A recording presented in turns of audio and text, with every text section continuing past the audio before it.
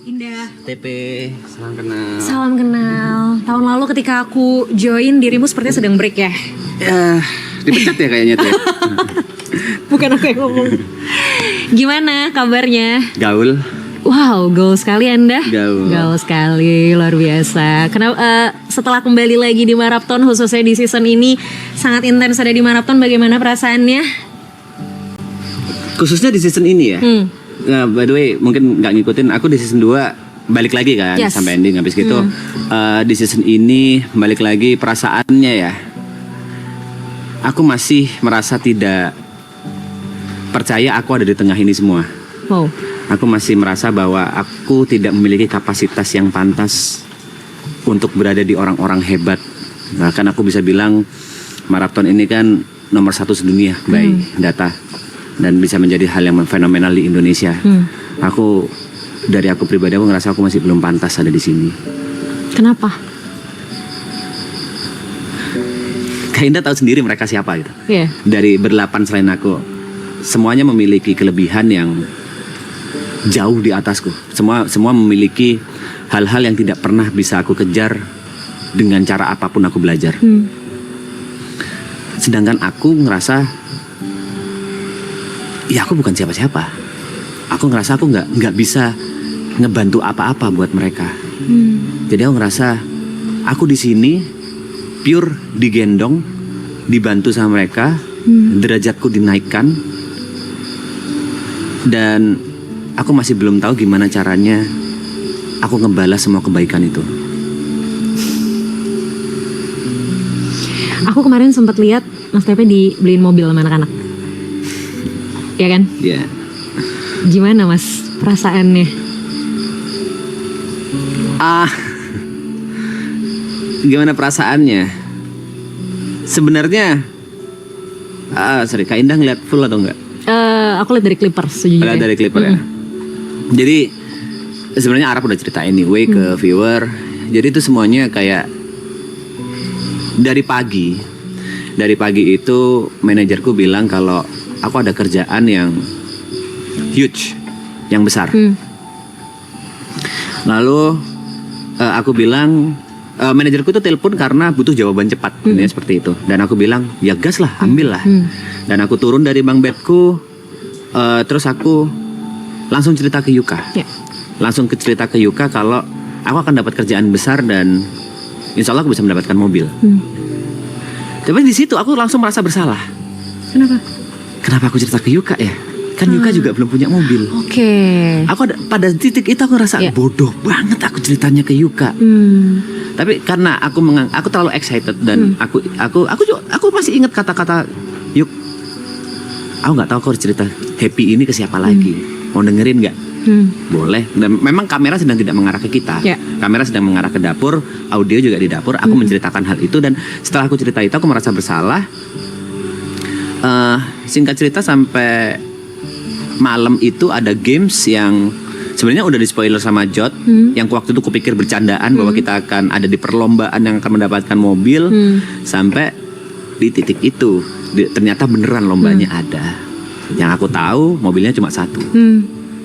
Sampai aku bertarung sama Yuka. Game pertama dimenangkan oleh Yuka, game kedua dimenangkan oleh aku, dan game ketiga split or steal. Dimana dengan peraturan kalau dua-duanya memperlihatkan kartu split, maka hadiahnya dibagi. Kalau dua-duanya memperlihatkan kartu steal, maka hadiahnya hangus. Tapi kalau salah satu split dan salah satu steal, berarti yang membuka steal dia yang mendapatkan mobilnya. Di situ aku bilang ke Yuka, sebelum kita menunjukkan kartu masing-masing, aku bilang ke Yuka, yuk, semesta udah ngatur. Ada alasannya kenapa tadi pagi aku ditelepon sama manajerku, ada alasannya kenapa aku ceritanya ke kamu. Ya udah, ini mobil buat kamu aja. Tapi pada saat aku ngomong gitu, aku langsung mikir, Greta setuju nggak ya? By the way, aku punya istri namanya Greta. Aku mikir, Greta setuju nggak ya? Greta marah nggak ya? Kok aku dengan arogannya dalam tanda kutip membuang rezeki? Seharusnya kalau dibagi 2 ya lumayan lah, let's say bisa 50 juta atau 60 juta, aku nggak tahu. Kok kok aku dengan arogannya, karena aku selalu berpikir rezekiku ya rezekinya Greta gitu loh. Aku belum minta izin ke Greta kan pada saat itu. Greta marah nggak ya? Tapi ya udahlah, memang ini rezekinya Yuka. Makanya begitu diumumkan bahwa mobilnya ada 2, aku nggak bisa menahan tangisku karena anjing, aku nggak suka momen ini. Gini, Papa kan selalu bilang, hitung-hitungan matematika dalam Islam itu nggak sama kayak hitung-hitungan matematika dalam kehidupan nyata. Setuju. Kalau dalam matematika 1 dikurangi 1 sama dengan 0. Iya. Tapi kalau dalam kehidupan nyata 1 kurangi 1 itu bisa menjadi bermakna. Yes. Entah itu buat kamu atau buat orang lain. Kayak quotes itu langsung muncul di otakku. Saat itu. Langsung muncul kayak, aku dapat mobil juga. Itu aneh, dan ya, apalagi dengan seluruh kasih sayang atau perjuangan dari teman-temanku yang udah gendong aku secara karir, udah naikin aku, udah bantu aku sampai di titik ini. Yang kalian kasih kebanyakan loh. Yang kalian kasih itu aku ngerasa nggak pantas untuk mendapatkan itu semua. Jadi ya itu rasanya aku bisa mendapatkan mobil. Oke. Kenapa kamu ngerasa nggak pantas, Mas? Ya itu tadi, karena aku ngerasa ini dari sisi apapun, pada saat kita ngomong ada di depan kamera, yang penonton inginkan mostly adalah canda tawa. Aku bukan tipe orang yang bisa melawak. Yeah. Let's say aku orang yang paling bodoh lah di sini. Secara IQ mungkin aku yang paling rendah. Semuanya, Aloy, Jod, Yuka, Gary, Nico, Arab, semuanya begitu ada Ibot, begitu ada bercandaan, mereka bisa langsung bermain. Oke. Aku kayak bingung, aku harus ngapain? Ada satu kesempatan, aku diberi kesempatan. Aku ngefans banget sama Vindes. Waktu itu kita collab sama Vindes. Terus aku diberikan sebuah panggung. Aku bingung mau ngapain. Aku bilang, aku gak bisa. Aku bukan pelawak. Aku bilang kayak gitu. Aku ngerasa aku gak pantas. Aku gak sepintar mereka. Aku gak selucu mereka. Aku gak sehebat mereka. Ya kayaknya ini bukan tempatku deh. Maksudnya bukan tempatku dalam artian aku amat sangat beruntung ada di sini, digendong sama mereka. Dan aku yang paling rendah aja gitu. Dan itu terbukti juga by numbers, by the way. Oke. Selepas season 2, angkaku yang paling kecil di antara semua by follower, by apapun. Tapi ya aku memahami hal itu karena memang sebagai seorang entertainer, mungkin aku yang harus banyak belajar. Mereka sudah makan asam garamnya. Aku dari Jember yang mungkin aku hidup dalam lingkunganku atau dunia kecilku sendiri, lalu bersosialisasi dengan banyak orang. Ternyata dunia industri atau dunia hiburan nasional seperti ini, aku masih belum nyampe aja menurutku. Tapi menurutku maraton gak akan jadi maraton kalau gak ada kamu. Even Triple A Clean juga mungkin gak akan jadi Triple A Clean kalau gak ada Mas Tepe sih. Mbak Indah, itu argumen yang bisa kupatahkan dengan mudah. Oke, silakan. Pada saat aku ke Jember, itu ada hampir sebulan tanpa aku. Ya normal aja. Ya. Tapi bukan berarti ketika kamu ada dan semua juga sama aja kan sebenarnya. I mean, mungkin Mas Tepe bukan orang, ini pendapatku ya. Mas Tepe mungkin bukan orang yang bisa ngelawak kayak member-member yang lain. Bukan orang yang mungkin kemampuan entertainnya udah seluas member-member yang lain gitu. Tapi justru yang bikin kamu unik adalah ya kamu yang ini gitu loh. Aku ingat banget nih Mas Tepe, waktu tahun lalu aku kesini, kita nggak ketemu kan gitu. By the way bukan di sini, di BSD. Nah, iya. Ini Sentul. Maksudku maraton. Waktu ke maraton. Waktu aku tahun lalu ke maraton. Beres aku dari maraton, aku pulang.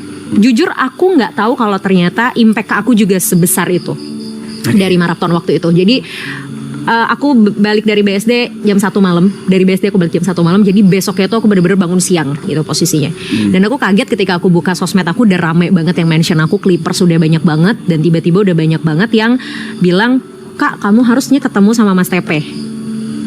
Posisinya saat itu aku kan nggak tahu kamu dan nggak kenal kamu ya gitu loh. Kak kamu harusnya ketemu sama Mas Tepe, pasti debatnya seru banget, pasti argumennya bakal asik banget. Artinya di situ aku menilai bahwa even though saat itu kamu nggak ada, kamu masih memorize loh di orang-orang. Salah, yang mereka inginkan itu perpecahan, yang mereka inginkan itu perdebatan, bukan obrolan yang seru seperti yang mungkin didapatkan. Kan aku juga nonton klip-klipnya kan, kayak semuanya bisa cerita. Sama aku kan nggak mungkin kan terjadi seperti itu, kan lagi perdebatan. Who knows? Ya, yang people inginkan ya perdebatan. Mereka suka perpecahan. Ya karena mungkin itu yang menarik dari dirimu. Dan gak apa-apa kan. Aku inget tahun lalu aku pernah bilang ini sama Niko. Kalaupun orang lain lebih baik dari kita, kalaupun kita menilai orang lain lebih baik dari kita, belum tentu kita buruk.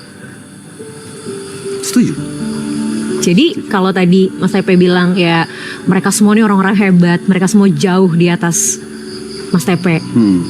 Tapi sebenarnya Mas Tepe juga orang yang punya kemampuannya sendiri. Tidak buruk kan? Tidak buruk. Tapi tidak menghapus fakta bahwa aku nomor 9 dari per 9 dari antara mereka semua. Aku adalah orang yang sebenarnya mendapatkan sesuatu hal yang tidak pantas aku dapatkan dari seluruh apa yang aku lakukan gitu. Seharusnya kreditnya tanpa aku pun mereka udah gede. Aku harus bilang aku kayak benalu aja. Wow. Aku harus bilang kalau tanpa aku mereka mungkin bisa lebih gede. Karena mostly kebanyakan juga yang paling aku takutkan di season 2 aku paling banyak haters. Yang aku takutkan itu berpengaruh ke mereka. Yang aku takutkan itu berpengaruh ke maratonnya. Aku nggak masalah aku di hate dengan perbuatanku, dengan omonganku, dengan tingkah laku aku nggak masalah. Tapi kalau itu dampak ke kapalku, aku akan sangat merasa hina gitu. Yang ada di pikiranku, yang selalu menghantui pikiranku adalah andai maraton tanpa TP harusnya bisa lebih gede. Layaknya benalu. Oke, apakah ada jaminan untuk itu? Nggak ada. Kita kalau ngomong what if nggak akan pernah kelar. Nggak ada jaminan. That's why. Artinya kan ada kemungkinan juga maraton tanpa TP juga bisa jadi maraton yang berbeda gitu. Maksudnya belum tentu jadi maraton yang seperti sekarang kan. Ya. Itu ada di otakku aja memang. Ya, it's okay, it's fine. Tapi dari tadi Mas Tepe selalu bilang Mas Tepe digendong. Yes. Sama mereka. Yes. Sebesar apa perubahan yang terjadi di hidup Mas Tepe after maraton? Dunia udah kebolak-balik. Dulu, let's say aku cuma bisa ngelihat orang-orang yang kukagumi, idola-idolaku dari balik layar. Sekarang aku bisa ketemu, bisa ngobrol, bahkan dulu aku ngefans banget sama Om Ded. Nah, Om Deddy Corbuzier. bahkan kemarin berenang bareng. Ya. Aku ngefans bener-bener dari kecil. Aku beli semua apa yang Om Ded jual. Even itu buku OCD. Aku kurus tapi aku beli buku itu. Oke. Karena aku ngefans itu sama Om Ded. Dan ada titik di mana kemarin, aku nggak tahu itu ketangkap kamera atau enggak, pada saat aku makan di Gadang Barubah, Om Ded nepuk kakiku bilang, P, gua bangga sama lu. Lu bisa ada di titik ini sekarang. Itu nusuk buat aku, itu nusuk. Itu kayak wow, Om Ded ngomong kayak gitu ke aku. Wow, itu buat aku means a lot. Dan aku yakin tanpa maraton gak akan ada hal kata-kata seperti itu dari orang yang idola, kagumi itu gak akan ada. Ada band yang datang kota, datang ke sini buat aku, mereka datang cuma buat ngasih surprise ke aku, itu nggak mungkin terjadi sebelumnya kalau misalnya nggak ada maraton. Jadi dunia udah benar-benar kebolak-balik. Lalu secara finansial juga, dulu aku sebelum datang ke maraton itu titik dimana aku benar-benar menyerah. Aku masih ingat tanggal 27 Januari itu ulang tahunku. Aku adalah seorang streamer dan tanggal 27 Januari aku memutuskan untuk berhenti menjadi streamer. Berhenti streaming. Aku udah pack-packin semua PC-ku. Dan di situ aku rencananya mau live streaming untuk terakhir kalinya. Tanpa pamitan. Oke. Aku mau live streaming 24 jam untuk menghibur viewerku dengan sepenuh hati. Aku membuka live streaming itu dengan menggunakan jas. Dengan menggunakan jas, dengan menggunakan kacamata hitam. Dan aku tunjukkan semua prosesnya pada saat aku masih bikin thumbnail. Yang itu ku live-in juga. Jod, Yuka, Gary sama Arab nonton. Ngedonate aku 5 juta. Habis gitu Arab ngedonate lagi 10 juta. Terus Arab nelpon ngajak aku ke maraton. Di saat titik aku menyerah, di situ datang pertolongan dari mereka. Yep. Di saat itu aku bingung mau hidup dengan apa. Aku udah rencana mau jual pisang goreng aja udah. Mau bikin gerobak dari hasil visiku, aku mau buka kaki lima jual pisang goreng. Tapi sekarang udah jauh dari itu semua. Aku bahkan bisa membuka usaha F&B ku sendiri, restoran dine in. Keren. Udah jauh. Jadi sebenarnya kalau ditanya apa yang berubah, semua berubah. Semua ya. Semua berubah. Dunia kayak kebalik. Artinya kalau tadi menurut Mas Tepe Marapton bisa lebih besar tanpa Mas Tepe, teori Mas Tepe gitu kan, harusnya Marapton bisa lebih baik tanpa Mas Tepe. Mungkin akhirnya aku ngeliat sisi lainnya adalah berarti dari satu sisi Marapton yang hadir untuk Mas Tepe sebagai blessings. Apapun itu. Ya kan? Maksudnya terlepas dari apakah betul Marapton akan lebih besar tanpa Mas Tepe ataupun tidak. Apakah Marapton akan lebih baik tanpa Mas Tepe ataupun tidak. Biarkan itu menjadi tanda tanya. Tapi satu hal yang mungkin menjadi fakta bahwa ya mungkin Tuhan membawa Marapton sebagai blessing untuk Mas Tepe. Gitu loh. That's right. Kenapa aku sejak awal bilang, ya mereka yang gendong aku. Kan masalahnya bukan di situ.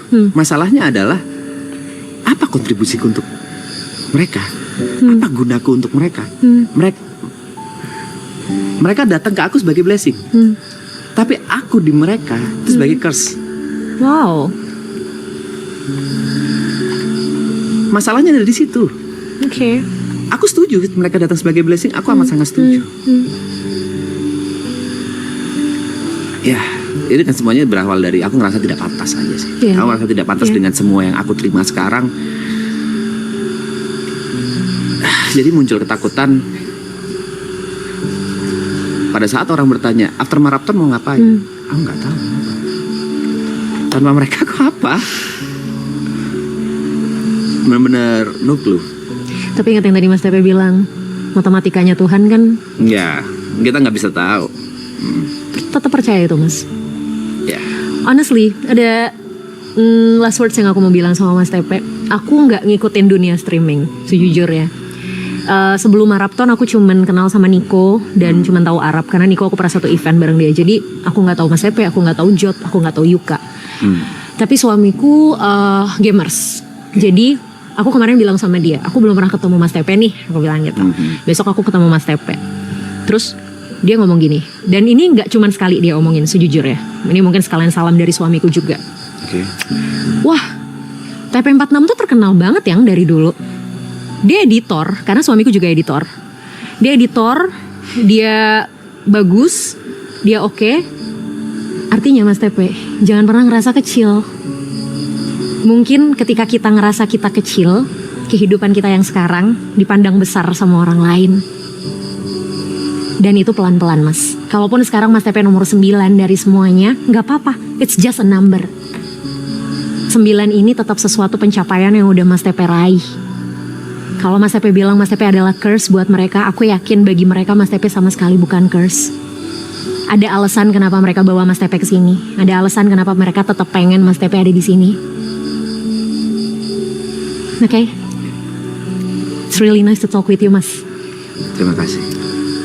Semoga ntar kita bisa ngobrol lagi ya. Thank you, good luck. Terima kasih. Keep doing what you wanna do. Tetap lakuin hal baik, tetap jadi Mas Tepe yang baik. Amin. Sehat selalu. Buat Mas Tepe, buat keluarga, buat semua karir dan planning-planning Mas Tepe. Thank you ya Mas. Terima kasih banyak ya. Terima kasih. Good luck. Thank you. Thank you.